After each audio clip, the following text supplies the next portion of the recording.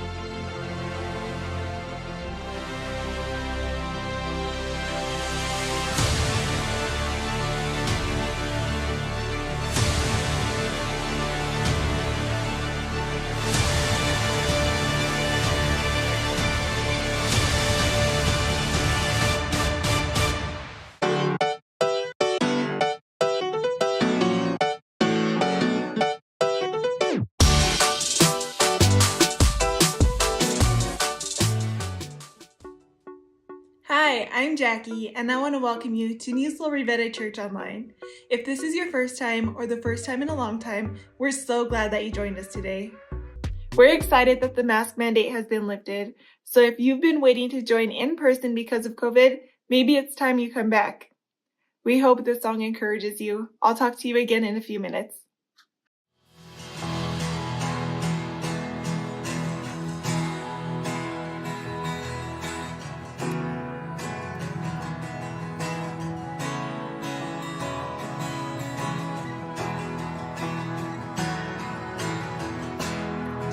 It's time for the sleeper to wake. It's time for the old wind to change. I hear the Spirit say, it's time.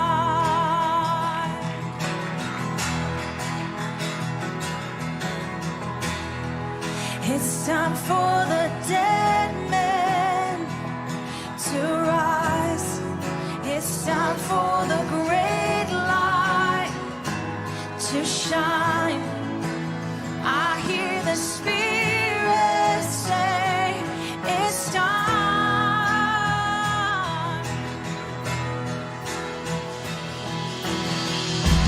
Fling wide you heavenly gates. Let the King of glory in. Let the King of glory in. Come right in on your people.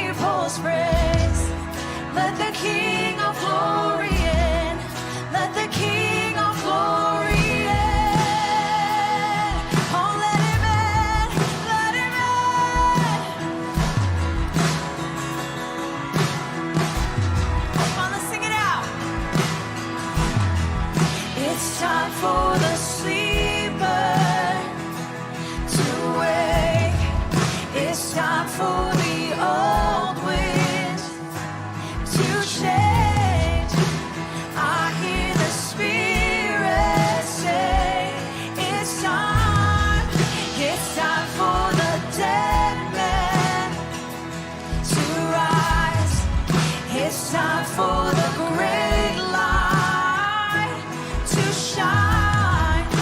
Oh, I hear the Spirit say, it's time. Oh, it's time.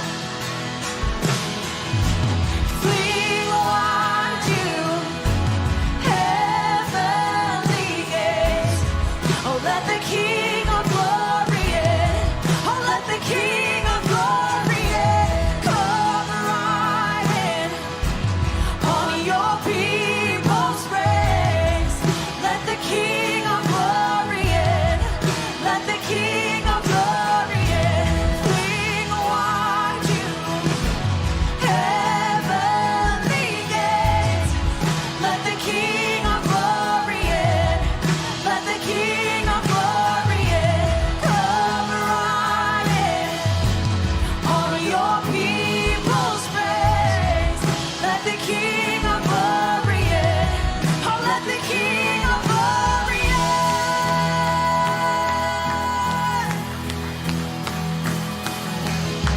Oh, let him in. Oh, let him in. Oh, let him in. Open up the windows, let the light in. Open up the windows, let the light in. Open up the windows, let the light in. Let the light in, let the light in. Open up the windows, let the light in. Open up the windows, let the light in. Open up the windows, let the light in. Let the light in, let the light in. Open up the windows, let the light in. Open up the windows, let the light in. Open up the windows, let the light in. Let the light in, let the light in. Open up the windows, let the light in. Open up the windows, let the light in. Open up the windows, let the light in. Let the light in, let the light in. Open up the windows, let the light in. Open up the windows, let the light in. Open up the windows, let the light in. Let the light in, let the light in. Fling wide you, heavenly gates. Let the King of glory in. Let the King of glory in. Come right in on your people's praise. Let the King of glory in. Let the King of glory in. Fling wide you, heavenly gates. Let the King of glory in. Let the King of glory in. Come right in on your people's praise. Let the King of glory in. Let the King of glory in. Oh, let him in. Oh, let him in. Oh, let him in. And open up the windows, let the light in. Open up the windows, let the light in. Open up the windows, let the light in. Let the light in, let the light in. Open up the windows, let the light in. Open up the windows, let the light in. Open up the windows, let the light in.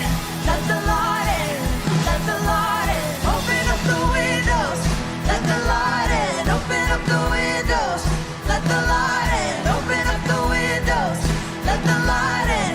Let the light in, let the light in. Open up the windows, let the light in. Open up the windows, let the light in. Open up the windows, let the light in. Let the light in. Hey! Swing wide you, heavenly gates. Let the King of glory in. Let the King of glory in. Come right in on your people's praise.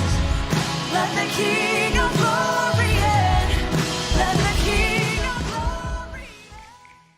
Giving is a part of our worship too. What we do with our money tells us what we value or what or who we trust with our lives. When you give 1% of your income to God each week, you're putting His kingdom first in your life. Your generosity is what allows us to come into your home or your car or your phone or wherever you are. Not just for you, but for so many others, like in Pecos, Las Vegas, my hometown, Albuquerque, Los Lunas, Villanueva, Gonzales Ranch, Lobato, even South Carolina and Oklahoma. When you give to New Soul Rivetta, you are investing in God's work in the world and especially in the Valley. You can text to give by texting the word blessed to 94000, or you can give online by clicking in the link below or going to newsoulrivetta.com. Or you can give by mail. Our address is on the screen in the comment section below.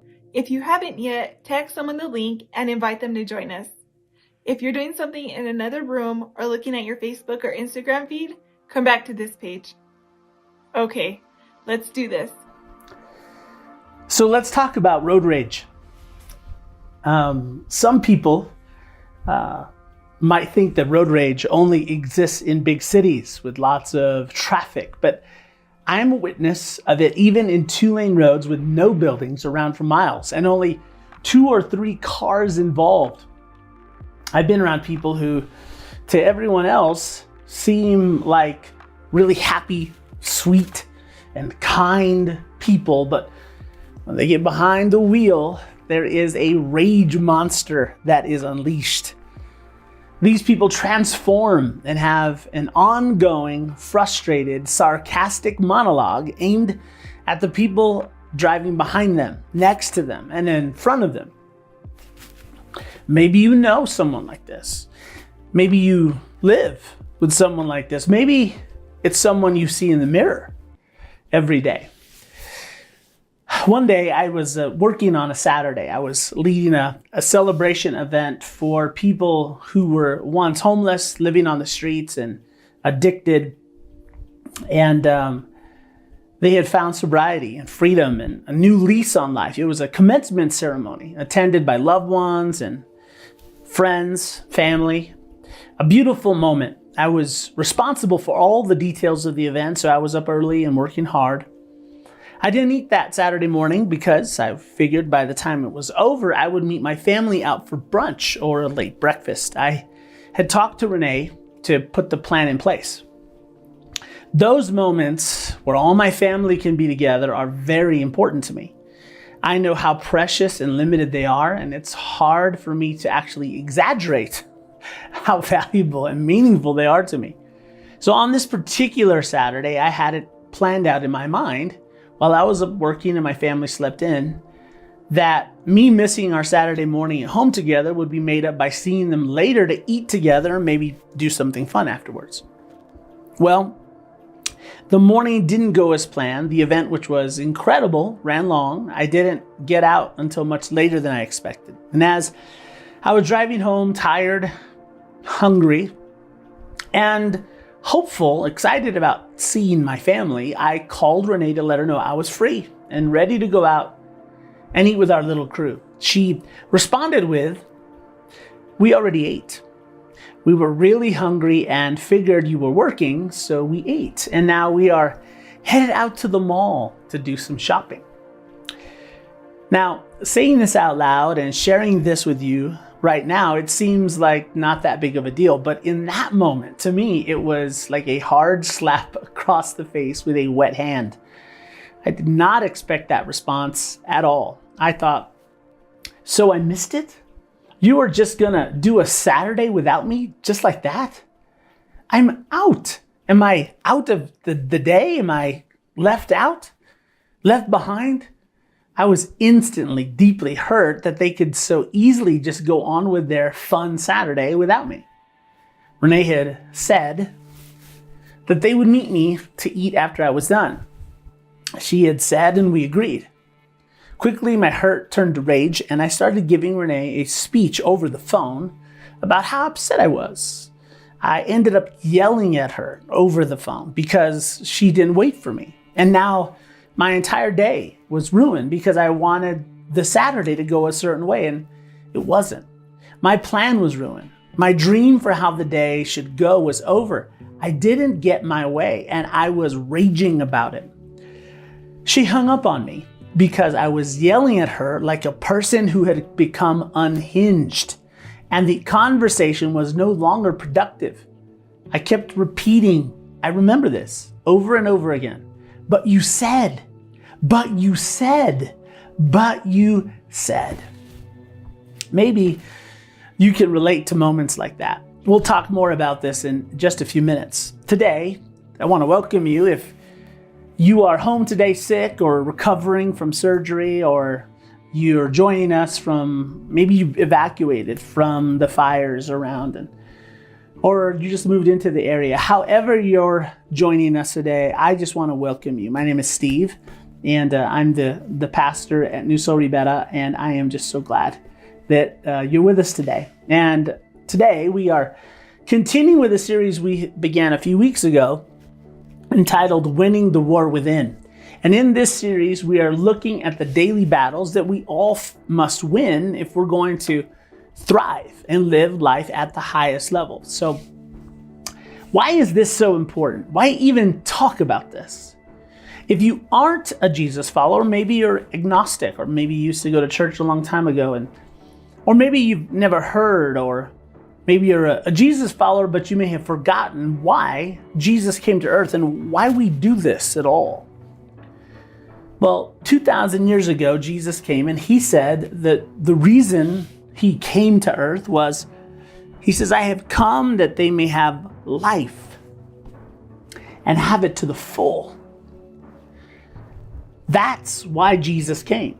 That's why this is important. Jesus came so that humanity could experience life, the kind of life that is so much more than just eating and drinking and reproducing, getting a house, sleeping, working, ultimately dying. Jesus came to convince humanity that what they called living wasn't life at all. It was merely existing. Jesus came so that you and I could authentically experience life, full and overflowing. Jesus talked about what spoils or keeps us from this satisfying life. Maybe you've never been to church, or maybe you grew up in a brand of Christianity that focused all the attention, all of the talks, all of the conversation was about the external and the outer negative things that you needed to stay away from in order to get God to accept you. But Jesus taught something and said something different than that. He taught that what keeps humans from experiencing life isn't anything external. He said, nothing outside a person can defile them by going into them. Rather, it's what comes out of a person that defiles them. In other words, your parents might have done a great job of protecting you and keeping you safe from what they felt were dark influences that would hurt you and corrupt your mind and your body. But Jesus said that you can live your life far away from any negative influence and still have your life ruined and spoiled, because your enemy isn't outside of you, it's inside you. And Jesus wasn't talking about the devil. He was talking about what was inside of you and what was inside of me.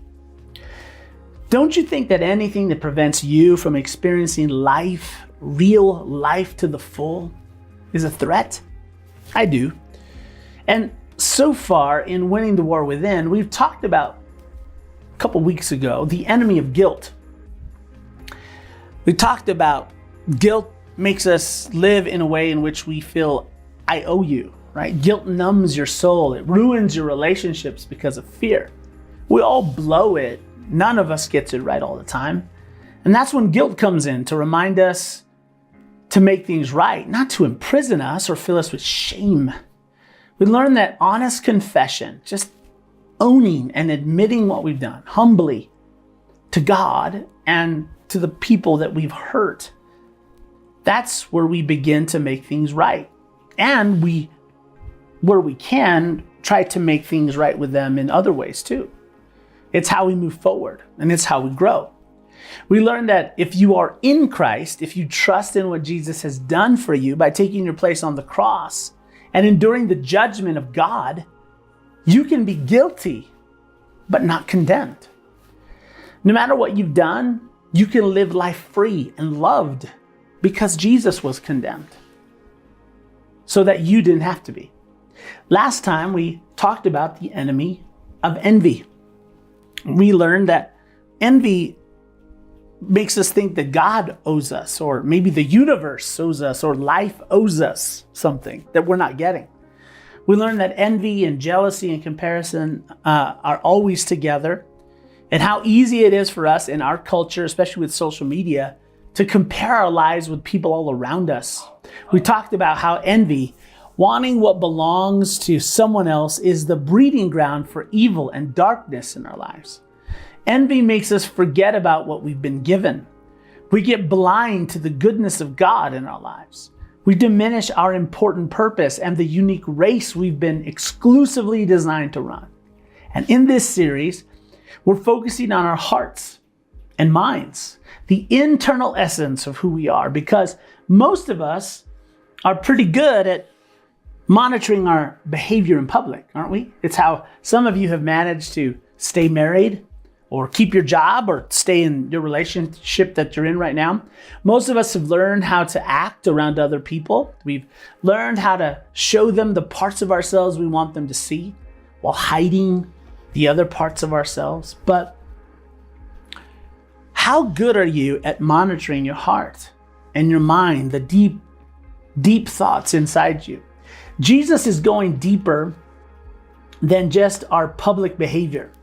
He's going after our hearts. That's what winning the war within is all about. And today, we look at another enemy within. It's an enemy that many of us hide, but it can dominate our moods and our mouths on most days, for some of us. Jesus said, "For it is from within, out of a person's heart, that evil thoughts come." And then he goes through a whole list, and we've been talking about it over the last few weeks. And one of the things he says that comes out, the evil thoughts that come out, and the things from inside that defile a person, is malice. Malice. When was the last time you heard anyone talk about malice? Maybe in that true crime podcast or that show you watch as a legal description of a crime. Malice is an intention to injure or hurt someone. That day that I told you about, where I was angry with Renee, I wanted to hurt Renee with my words that day when I was raging at her. That's why I kept raising my voice. That's why the toxicity in the words that I used intensified. I wanted her to feel as hurt and upset and bothered as I was, because she seemed to be having a great time. She had eaten, they were on their way out, listening to fun music in the car. I mean, they were having a great time, and I was miserable. And I wanted her to feel miserable too. It's malice. I was upset, and it wasn't okay for me that she wasn't. So I kept pouring on the rage until it finally made her upset. And regretfully, it worked. That is malice. Malice shows itself in our lives through anger. Some of you might say, "I need to sit this talk out, Steve, because I'm really not an angry person. I don't yell, I don't scream, but man, I really wish there was another person that was listening and watching to this right now, because they could really use this. I know some people who could really benefit from a talk like this." Well, before you stop paying attention, I think it's really important that you know that there are two kinds of angry people: explosive and implosive. Now, explosive people are like skunks. They are sometimes called skunks in the when it comes to the psychological world. That's kind of the way they are described, because when they get upset, and maybe this is you let all your feelings out, and everyone knows about it. You spray out all of your anger in words and actions. You scream at the cashier for not taking your coupons. You break things and yell. You burn rubber. You drive wild. You stink up the whole place with your rage. You express it.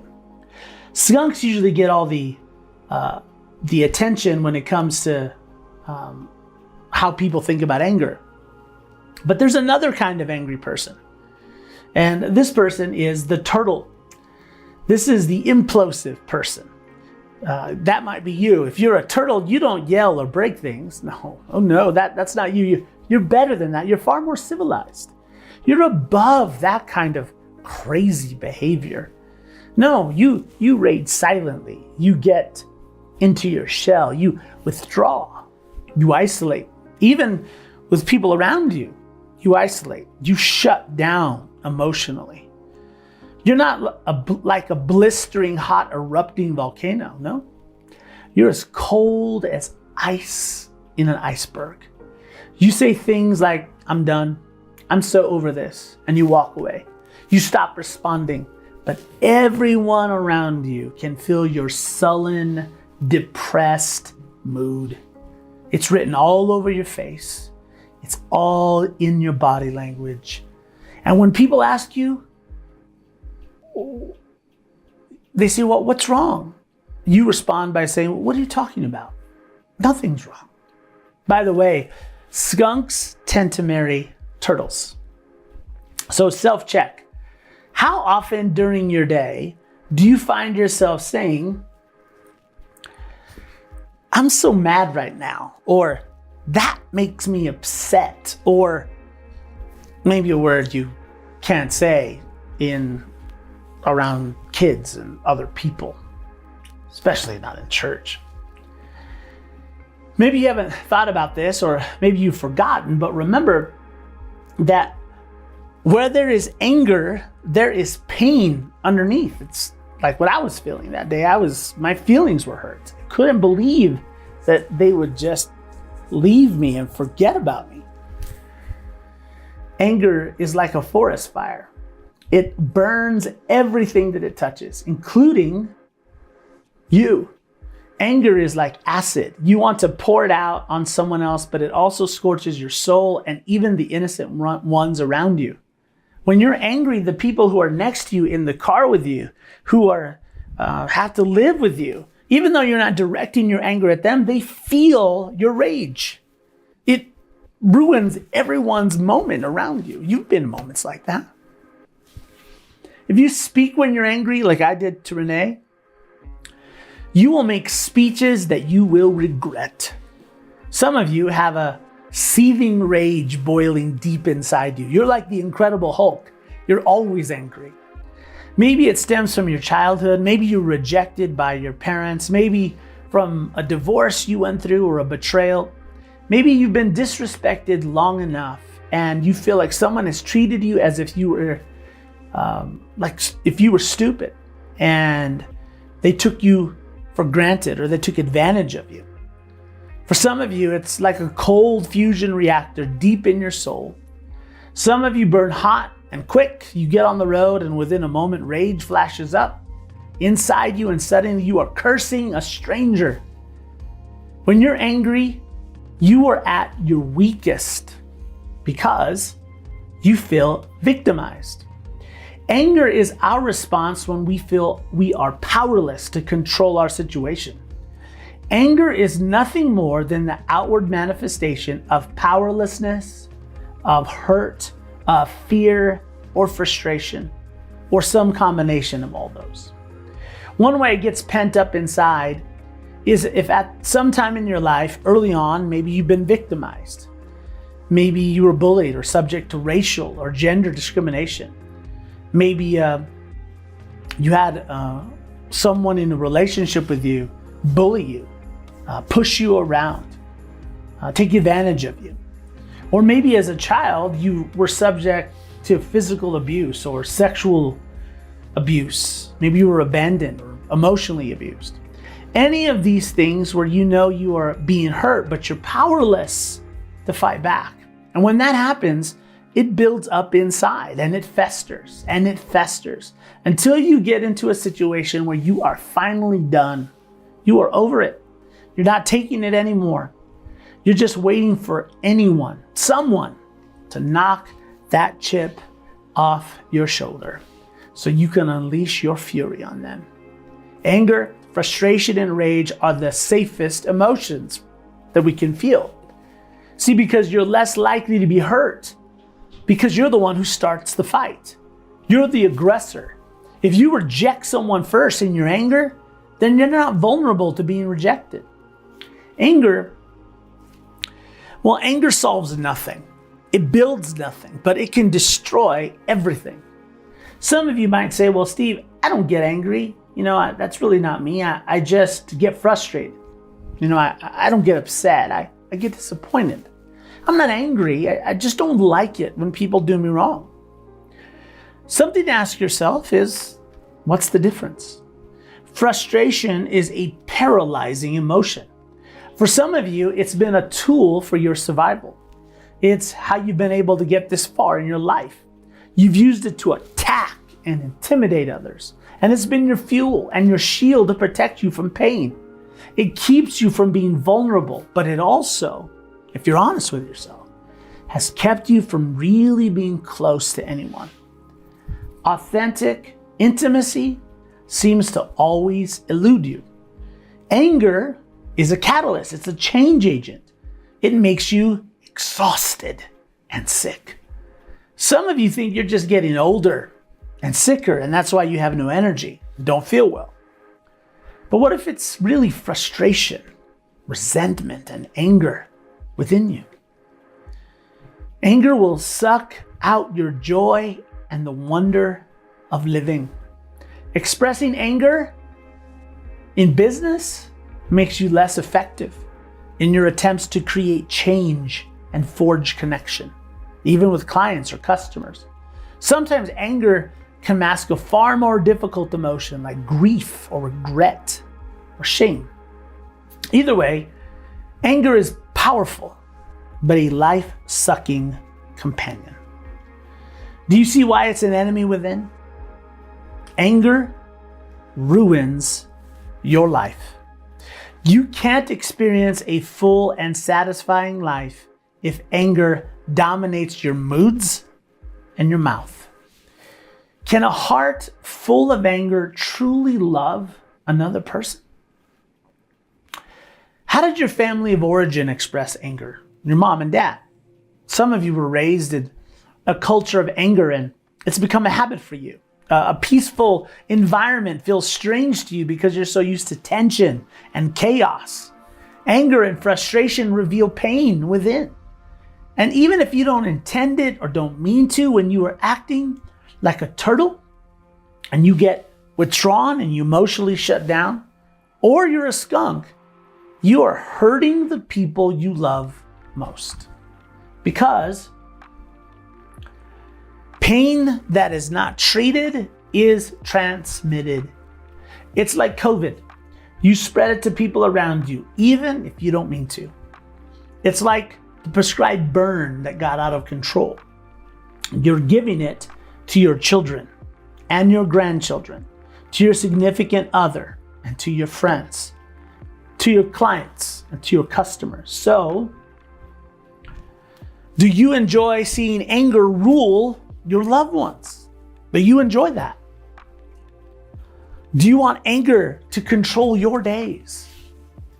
There is a form of anger that is fueled by love. It's anger that was exemplified by Dr. Martin Luther King Jr.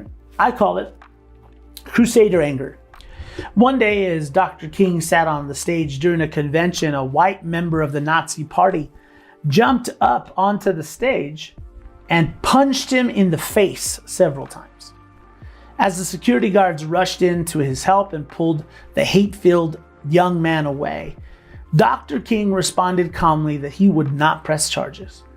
In response, he said, "The system that we live under creates people such as this young man, who's filled with hate. I am not interested in pressing charges. I am interested in changing the kind of system that produces this kind of man." Dr. King was angry, but his anger was at the system that creates hate, racism, injustice, and violence. That kind of anger motivates action to create change and is focused on helping others and sacrificing yourself for them. Anger is necessary and important to who you are when you are trying to get a change for others because others aren't getting what they deserve. But anger is destructive when your thought is, I'm not getting what I deserve. So how do you overcome anger? How do you conquer frustration and your habit of getting upset all the time? Jesus' little brother James writes a letter that shows the way forward. He's the same brother who was killed because he believed that his big brother was God after seeing him come back from the dead. James writes, he says, everyone should be slow to become angry. By everyone, it actually means everyone. It means fiery Latinas. It means people with an Irish temper. It means passionate Italians. It means every person who thinks they have a good reason to be upset. Everyone. James is saying that it should take a long time for you to get angry. So, if we were to ask the people who live with you, who know you well, if you are slow to anger or quick to anger, which do you think they would say about you? Really? James continues. He says, everyone should be slow to become angry because human anger does not produce the righteousness that God desires. Now, James is talking about what his big brother taught. He uses a word we don't use much today. It sounds kind of religious and churchy, called righteousness. We've talked about righteousness here before. Pro tip, James is not talking about being a goody-goody or some kind of rule follower. James is talking about what his big brother Jesus taught when it comes to righteousness. He's talking about your relationships with other people. Jesus taught that righteousness means that you treat and speak to every person as if they are custom made in the image of God. You give them the honor and respect due someone that God created and loves deeply and values highly. If you are a Jesus follower, remember that not only is God your Father, but He's also their Father. That Jesus died for the person in the car next to you, the one tailgating you, the one a little too close of your side of the road. He died for the person who abused you, the one who stole from you, just like He died for you. This should be natural for us to understand, especially if you're a parent or grandparent, or you have someone that you really love in your life. Because if you do, you know that the fastest way for someone to get on your bad side is to have them mistreat the person you love. When you treat any human, strangers or family, customers or neighbors, competitors, or those who oppose you, as less than someone made in the image of God, it is like you are mistreating God. Just like if someone was mistreating a person that you love, it would be as if they were mistreating you. Think about it. When you are angry, are you more or less likely to treat people like they are made in the image of God? When you are frustrated, is the sarcastic tone you use suitable for addressing a son or daughter of God? Would you be okay if someone treated your son or your daughter or your loved one that way? He asks a question first. It's an important question. He says, who is wise and understanding among you? It's a good question. Who is wise and understanding among you? Are you wise? Wisdom, by the way, is knowing that life is connected. If you have wisdom, you connect the dots in life. Wise people know that past decisions impact the present and that present choices impact their future. Wise people realize that there's a cause and effect, an action and then a reaction. choices and consequences. When we were kids, we didn't have that wisdom. You remember? We had to learn. Some of us are still learning. Watch this.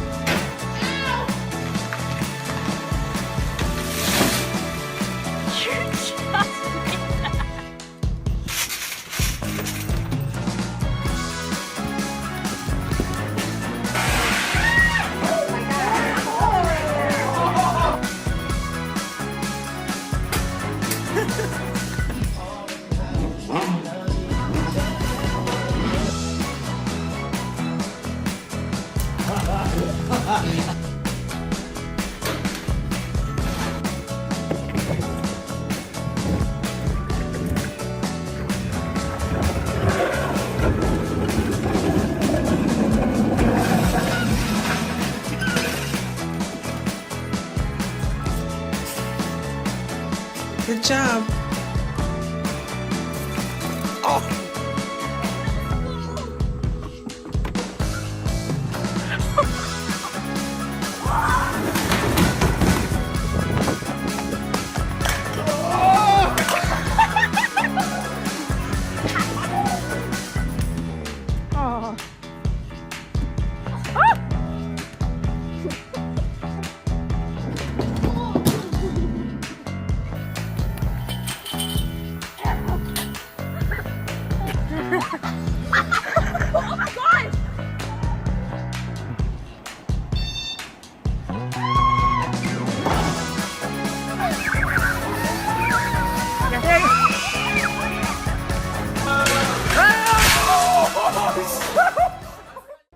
So that was the opposite of wisdom.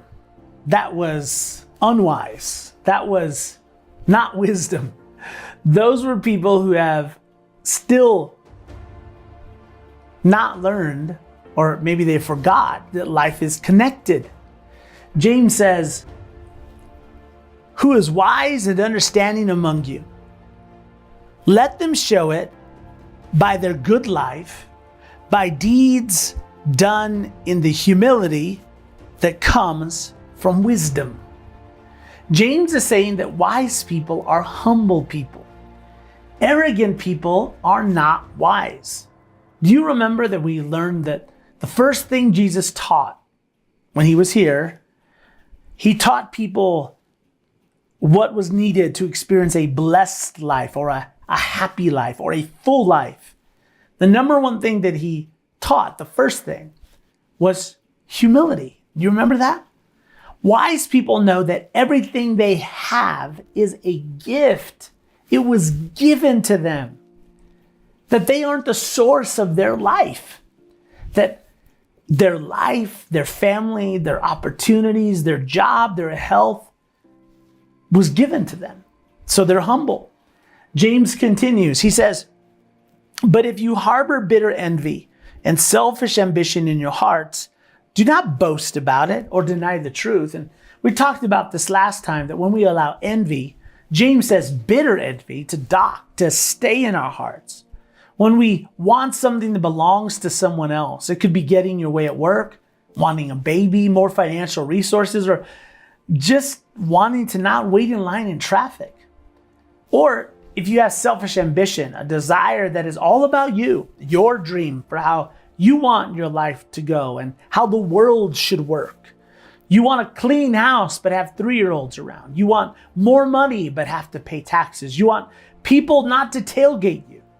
James is saying, don't call people up and tell them about it. Don't tell your version of the story. The version where the other person gets 100% of the blame and you get none of it, because that other person isn't on the line to give their side of the story. James says, don't deny the truth of what's really going on. That what is really bothering you is caused by wanting something that belongs to someone else and by wanting to get your own way all the time. James writes, he says, what causes fights and quarrels among you? That's an important question. But some of you might think he's asking it incorrectly. You might want to correct James. If you were here right now, you might say, James, it's not a what, it's a who that causes fights and quarrels. It's the president or the legislature or the Supreme Court. It's this governor or the Democrats or the Republicans, James. It's my mom or my spouse. It's my ex. It's my parents, my boss. It's my kids. It's my brother-in-law. It's my neighbor. They make terrible and stupid decisions. They criticize me all the time. They don't help me. They don't contribute. They are narcissists and they just want to take all the time. They want to talk about religion and politics or that I should eat better or how to do my yard or how to live my life, and they disrespect me. The problem, James, is a who or two, not a what. James would say, that's why we're talking about this. Because as long as you think your anger has to do with a who, then anger will dominate your life. If you keep thinking that the cause of your anger is a who or two, you will have a summer of rage. James says, what causes fights and quarrels among you? Don't they come from your desires that battle within you? Isn't the reason James is saying that you're upset is that you think if I could get you to see things my way, to drive my way, to live life the way I want you to if you would lead me as a boss the way I want you to if you would talk the way I want you to, then we wouldn't fight. Everything would be great. It would be peaceful. Because I don't know if you know this, but I'm right. And my way is the right way. Haven't you heard? Anger, rage, and frustration are caused by desires within you, according to James. There is something you want from that person that you're not getting. Isn't that really why you're upset? They aren't listening to you. They aren't hearing you. They aren't helping you. They refuse to agree with you. I just want you to get a job. Be responsible and clean up your room because it shows that you respect and love me. You want these things from that person because, after all, I earned it. But they promised. But what they did wasn't fair. But Steve, you don't understand. I don't want something. I deserve it. So let me get this straight. You want what you earned, right? But Steve, it's not about my desires. No, they promised and they have to live up to their end of the agreement. So let me get this straight. You want them to keep their promise. So you want them to act fairly. You're not getting what you want. If you're a parent, you're familiar with this scene. Kids fighting in the back seat. It's him, it's her, and you have one hand on the wheel and you're reaching back and you're hearing them say, you started it. No, you started it. And you're trying to keep the kids from touching each other. And what do you say? You say enough. It doesn't matter who started it. You're both to blame right now. Get away from each other. Put yourselves in timeout. You realize that both kids want something and neither of them is getting it. So when you realize that the cause of your anger and rage and frustration is this, that you are not getting what you want. You want to stay in your house instead of being evacuated. You want the fire to be contained and put out already.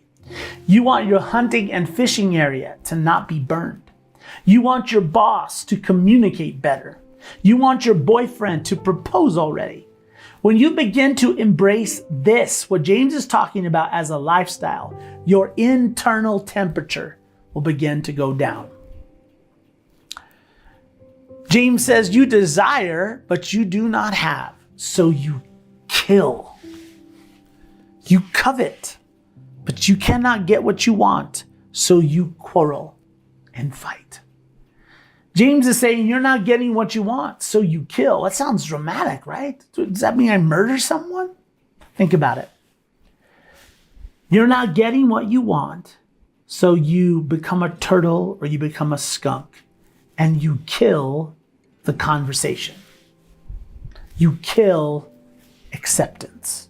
You kill affection. You kill warmth, which ends up killing the relationship.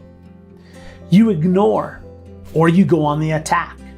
You shut down or you turn the argument back on them.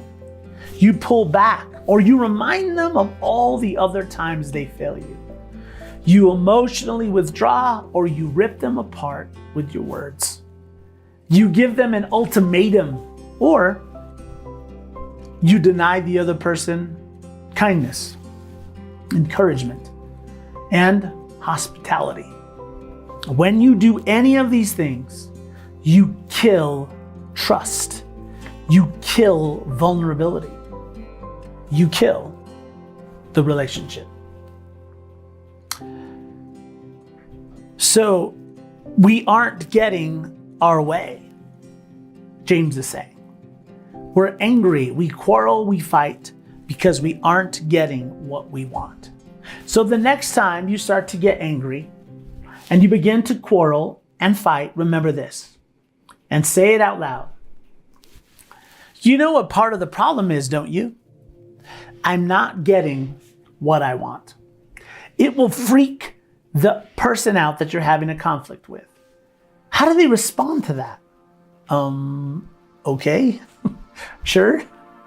Just say it to them out loud. I'm not getting what I want. That's why I'm upset. And they'll probably say, well, what do you want? It might be a great way to move the relationship forward and resolve the tension and conflict. So, what is your relationship with anger right now? How much does anger, frustration, or rage control your mood or your mouth? Really? What would those who know you best say to that question? Maybe it's just at home. Maybe it's just around certain kinds of people. Maybe it's just that one person who just gets to you like no one else can. Maybe to everyone else, they think you are just the sweetest and kindest and most fun and nice person, but at home, those people who live with you know the truth. They know your rage and they have to endure your wrath. Do the people who live with you have to walk on eggshells around you? Do you want to overcome anger? Do you want to win the war within against the enemy of anger? When you feel anger rising up, and for some of you it will be later on today, you're going to get to practice this.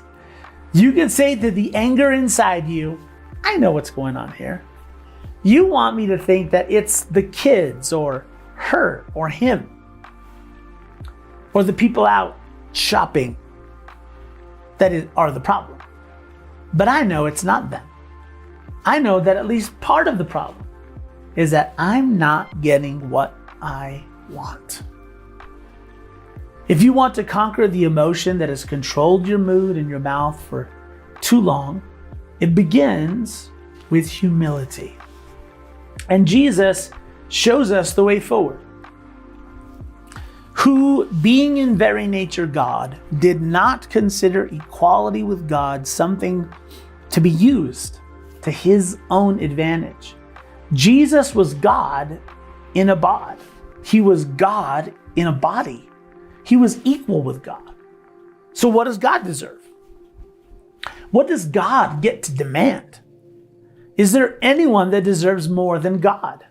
Yet, Jesus never powered up. He never flexed. He never demanded his way.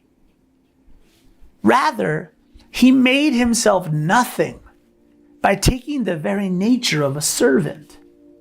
Jesus didn't get his way. He didn't get what he wanted. He chose a better way. And it's not natural, and it doesn't make sense. That's why there are so many people whose moods and mouths are controlled by anger and frustration.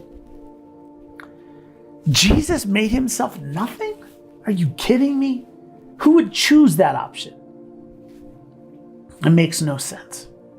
Jesus found meaning in his life, not by having a life and circumstances that served him, but by making himself a means to an end, saving the world. And being found in appearance as a man, he humbled himself by becoming obedient to death, even death on a cross. Jesus overcame the enemy of anger by humbling himself. He practiced what he preached. He lived it out. And if it's good enough for Jesus, who predicted his own death and resurrection and pull it off, I just go with whatever he says. Jesus didn't get his way. He didn't get what he wanted. Have you ever considered that maybe, just maybe, it's okay if you don't get everything you deserve? Has that ever even crossed your mind? That maybe it's okay if you don't get everything you want in this life?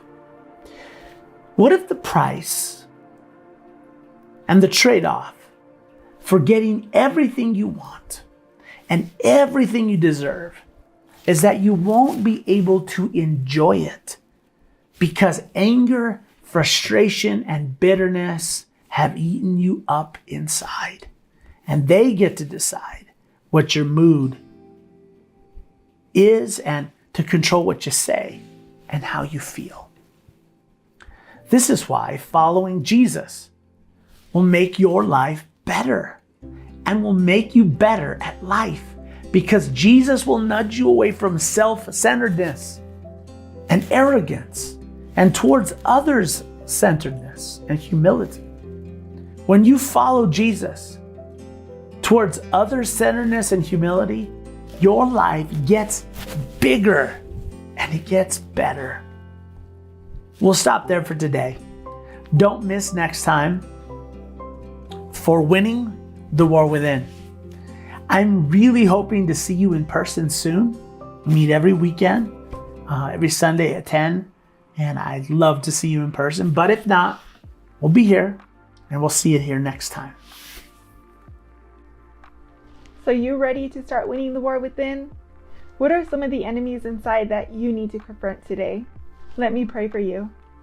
Let me pray for you that you would know God's grace and help to win the war within, because you're not alone. Dear Heavenly Father, we thank you, Father, for every person watching here today.